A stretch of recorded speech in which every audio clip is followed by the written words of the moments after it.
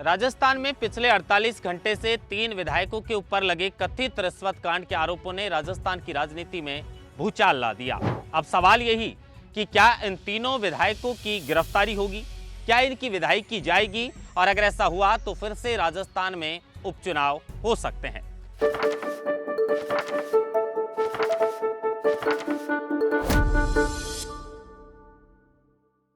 तीनों विधायकों के जो खाते थे उनको सीज कर दिए गए हैं। बीजेपी के द्वारा अपने विधायक रेवंत राम डांगा को कारण बताओ नोटिस दिया गया है। जवाब 3 दिन में मांगा है और कांग्रेस ने भी अपने विधायक अनीता जाटव को कारण बताओ नोटिस देकर 7 दिन के समय देकर उनसे जवाब मांगा है कि बताइए ये जिस तरीके से आरोप आपके ऊपर लग रहे हैं इनमें कितनी सच्चाई है।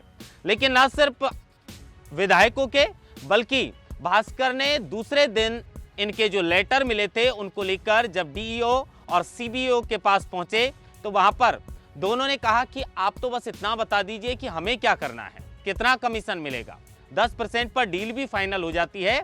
और डांगा जी का लेटर लेकर जब सीबीओ के पास जाते हैं तो वो ये तक कह देते हैं कि आप स्कूल के अंदर दरी और फर्श बिछाने के लिए ये बजट निकलवा रहे हैं, 5% आप कमीशन देंगे वो तो ले लेंगे, लेकिन आप दरी और फर्श भी दे देना, घर पर काम आ जाएंगे, मैं तो नया सीबीओ बनाऊंगा। देखिए अधिकारियों ने क्या कुछ कहा ये चर्चा का विषय नहीं है। चर्चा का विषय यह है कि राजस्थान में अब देखिए जनता तो शासन कर नहीं सकती, इसलिए मैंने जैसे कहा कि जनता के द्वारा जनता के लिए कौन चुनकर प्रतिनिधि जाएगा जो उनकी आवाज को विधानसभा के अंदर और लोकसभा के अंदर बुलंद करेगा।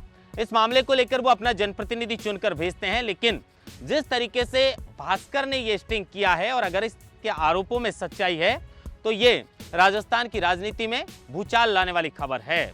कई विधायकों के जो हैं उनके ऊपर कह सकते हैं कि उनकी विधायकी के ऊपर ये संकट खड़ा हो सकता है, जिसमें रेवंत राम डांगा हो या कांग्रेस की विधायक अनीता जाटव हो या फिर निर्दलीय ऋतु बनावत हो। देखिए तीनों बार पहली बार विधायक बने हैं। अब इनके ऊपर क्या कुछ हो सकता है। सीएम ने जांच करने के आदेश दे दिए हैं डीजीपी और सचिव को कि इन विधायकों के बारे में जांच करके पता कीजिए, क्योंकि हमारी सरकार जीरो टॉलरेंस की नीति पर काम कर रही है और हम नहीं चाहते हैं कि किसी भी तरीके का भ्रष्टाचार हो, चाहे कद और पद कितना ही बड़ा हो, लेकिन किसी ने भ्रष्टाचार किया है तो वो बच नहीं पाएगा। हनुमान बेनीवाल हो, राजस्थान के मुख्यमंत्री भजनलाल शर्मा हो या विपक्ष के नेता हो, तमाम नेताओं की प्रतिक्रिया पिछले 48 घंटे से आ रही है, क्योंकि 48 घंटे से राजस्थान में सबसे बड़ा मुद्दा कथित भ्रष्टाचार के जो आरोप लगे हैं, कथित रिश्वत कांड की जो खबर सामने आई है उसी को लेकर पूरे राजस्थान में चर्चा है। अब राजस्थान के जो विधानसभा अध्यक्ष हैं वासुदेव देवनानी, उन्होंने भी इस मामले में संज्ञान लेते हुए सदाचार कमेटी को जांच करने के आदेश दिए हैं कि भाई पता करिए ये क्या मामला चल रहा है राजस्थान में। अब देखिए 2 महिला विधायक हैं, एक रेवंत राम डांगा जो बीजेपी से विधायक हैं। ये तीनों जो विधायक हैं ये पहली बार चुनकर आए हैं। अब हनुमान बेनीवाल के गढ़ में रेवंत राम डांगा ने सेंधमारी लगाई, उनकी पत्नी को चुनाव हरवाकर ये सीट उन्होंने उपचुनाव के अंदर जीती थी। तो हनुमान बेनीवाल का अपना दर्द है, लेकिन बेनीवाल ने ये जरूर कहा है कि जब मेरे पास ये काम करता था तब भी ये भ्रष्टाचार करता था, लेकिन तब तो मैं रोक देता था। अब भैया ये बीजेपी के अंदर चला गया तो मेरी कोई गारंटी नहीं है, लेकिन हनुमान बेनीवाल ने इस बात को लेकर ये मांग की है कि इन विधायकों की जांच होनी चाहिए, इनकी गिरफ्तारी होनी चाहिए और इनके खिलाफ सख्त से सख्त कार्रवाई होनी चाहिए। देखिए जनता के साथ धोखा करने वाला चाहे वो कितना ही बड़ा अधिकारी हो या नेता हो, वो बचना नहीं चाहिए। हम इस बात से बिल्कुल भी सहमत नहीं है, लेकिन हम इस बात की भी पुष्टि नहीं करते जो दैनिक भास्कर ने ये खबर चलाई है, क्योंकि दैनिक भास्कर का अपना स्टिंग था।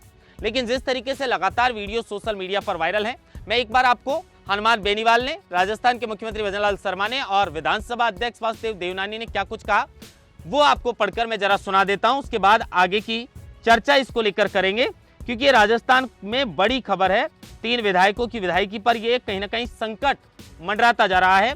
सबसे पहले 200 विधानसभा सीटों पर जो 200 विधायक हैं उनमें वासुदेव देवनानी जो अध्यक्ष हैं उनकी ओर से क्या कुछ प्रतिक्रिया सामने आई, पहले वो पढ़ा देते हैं। विधायक निधि में भ्रष्टाचार को लेकर आज एक प्रमुख समाचार पत्र में प्रकाशित खबर अत्यंत चिंतनीय है। जनप्रतिनिधियों द्वारा किसी भी तरह का भ्रष्टाचार अस्वीकार्य है और लोकतंत्र की गरिमा के विपरीत है। इस तरह के प्रकरणों से जनता के मन में अविश्वास की धारणा बनेगी, जो सच लोकतंत्र एवं राजस्थान की छवि के लिए उचित नहीं है। इस प्रकरण पर संज्ञान लेते हुए राजस्थान विधानसभा की सदाचार समिति को मैंने जांच सौंप दी है, उनसे शीघ्र रिपोर्ट मांगी है। रिपोर्ट आने पर दोषियों के खिलाफ कार्रवाई की जाएगी।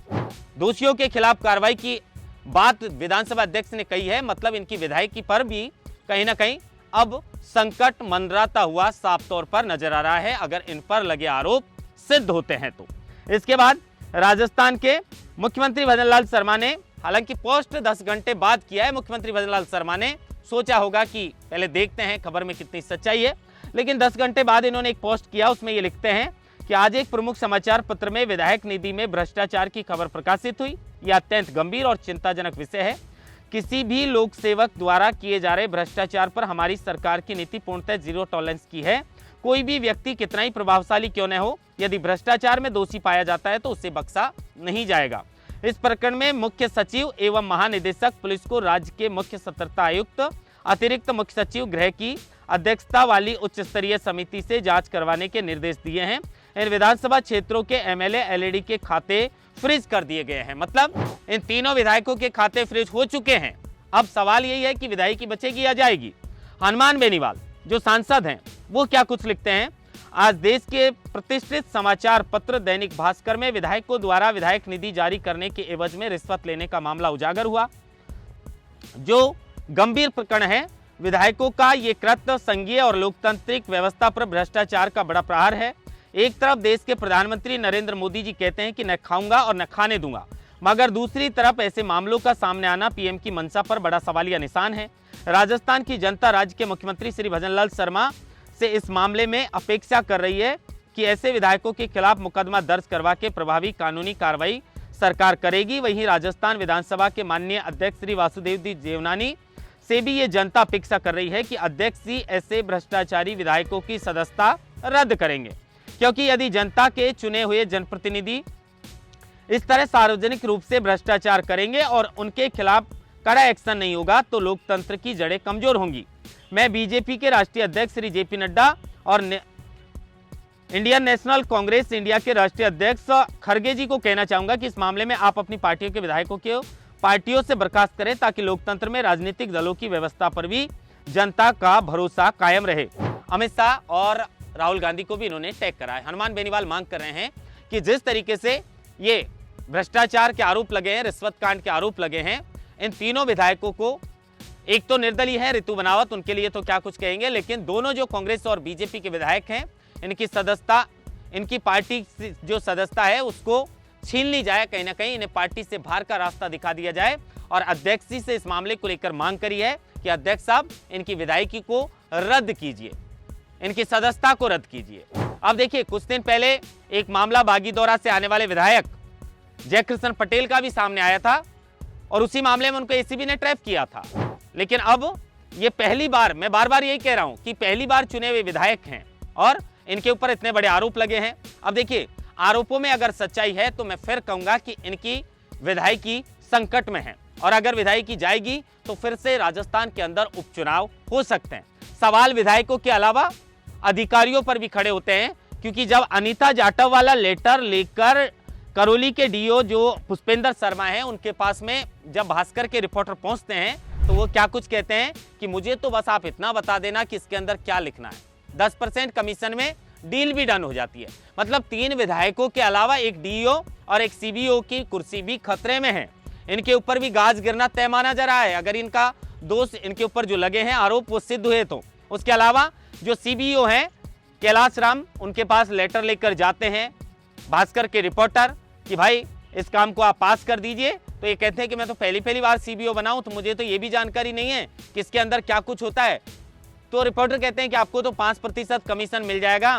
साथ में कहते हैं कि मुझे तो एक कुर्सी और फर्श भी, माफ कीजिए, दरी और फर्श भी दे देना, क्योंकि ये जो डमी प्रोपराइटर बनकर भास्कर का रिपोर्टर गया था, इन्होंने कहा था कि खादी ग्रामोद्योग बोर्ड से आए हैं और खादी ग्रामोद्योग बोर्ड से स्कूल के अंदर जिस तरीके से दरी फर्श कुर्सियों की जो व्यवस्था करनी होती है उसी को लेकर ये विधायक निधि से बजट मांग रहे थे, और इसी को लेकर ये तीनों जो विधायक हैं उनको ट्रैप में कहीं ना कहीं फंसाया गया है। रेवंत राम डांगा के बेटे ने तो ये तक कह दिया कि अभी लेटर नहीं देंगे, क्योंकि अभी मंत्रिमंडल की चर्चा चल रही है और हो सकता है कि डांगा साहब मंत्री बन जाए। अब एक तरफ उनका बेटा अशोक डांगा चाहता है कि उनके पिताश्री का नंबर मंत्रिमंडल में आ जाए तो थोड़ा और कमाई हो जाए, शायद यही चाहते होंगे, या फिर उनके पिता का पद बड़ा हो जाए। लेकिन रेवंत राम डांगा के ऊपर आरोप लगे हैं, उसमें कितनी सच्चाई है पता नहीं, लेकिन वो ये साफ तौर पर वीडियो के अंदर कहते हुए नजर आ रहे हैं कि भैया 5 साल से तो मेरी पत्नी जो है वो प्रधान है और 20 साल में सरपंच रहा हूं, मुझे पता है कहां से कितना कमीशन मिलता है, सब पता है मुझे। अब ये बात ये बताती है कि कहीं ना कहीं कुछ न कुछ धांधलीबाजी जो है वो जरूर हुई है। इसीलिए मुख्यमंत्री भजनलाल शर्मा विधानसभा अध्यक्ष ने इस मामले को लेकर चिंता जाहिर की है और जनता के साथ भ्रष्टाचार करने वाला चाहे कितना ही बड़ा अधिकारी हो, चाहे वो मंत्री हो, बचना नहीं चाहिए। अब इसको लेकर बीजेपी और कांग्रेस दोनों ही पार्टियों ने सख्त एक्शन जो है कहीं ना कहीं अपने विधायकों के खिलाफ लिया है। लेकिन अब जरा उन विधायकों की भी बात सुन लेते हैं जिन्होंने अपने ऊपर ये कथित जो रिश्वत कांड के आरोप लगे हैं उनको निराधार बताया है। अब इस मामले को लेकर रेवंत राम डांगा जी ने क्या कुछ कहा, सुनिए। आज मेरे खिलाफ समाचार पत्रों में, दैनिक भास्कर में जो खबरें छपी है वो निराधार, गलत है, तथ्यहीन है। क्या वो बंदा मेरे पास आया था, 5-4 बार आए थे, कुछ दिन पहले आए थे, बार बार वो हमें बता रहे थे कि हमें स्वीकृति के लिए वो हमें बता रहे थे। तो मैंने स्पेशल उनको मना कर दिया कि भाई जो हम स्वीकृति दे रहे हैं वो गांव वाले की, वहां की धरातल पे जो जनप्रतिनिधि और गांव के लोग हैं सबको पूछ के उनकी मांग के अनुरूप ही हम स्वीकृति निकालते हैं। क्या मेरे को वहां आकर के फिर बैठे थे, पहले भी आए थे 2-4 बार, लेकिन फिर वो बाद में उस दिन तो आए थे, वो पैसे देने की कर रहे थे वहाँ मेरे से कि आप कुछ गिफ्ट ले लो। मैंने कहा भाई ये क्या कर रहा है, कोई गिफ्ट नहीं चाहिए हमें, नहीं तो हमें पैसा चाहिए और नहीं मैं स्वीकृति दूंगा। स्वीकृति वहाँ धरातल पे आम जन के लोगों की मांग के अनुरूप ही मैं, वो विधायक मद है, लोगों की मांग के अनुरूप ही स्वीकृत होते है और जनता का पैसा नहीं। तो हमने पैसे मांगे, न कोई पैसे की हमने डिमांड की और न हमने पैसे लिए। और जबरदस्ती मेरे को पैसे देने की कोशिश कर रहा था कि कुछ गिफ्ट लो। मैं नहीं भाई, कुछ गिफ्ट न तो लूं और न मैं स्वीकृति दूं। तो आपने सुना। अब देखिए, वो गांव में एक कहावत है कि खुद को कोई अपने आप को गलत कोई बताता नहीं है, और उसी तरीके से शायद ये विधायक साहब भी किसी भी तरीके से बचने के लिए इस तरह बयान दे रहे होंगे। कितने सही हैं कितने गलत हैं ये तो अब चौतरफा जांच इनके ऊपर बैठेगी, और चौतरफा जांच में ये दूध का दूध और पानी का पानी हो जाएगा कि भास्कर का रिपोर्टर जो है वो गलत है या फिर ये विधायक साहब गलत हैं।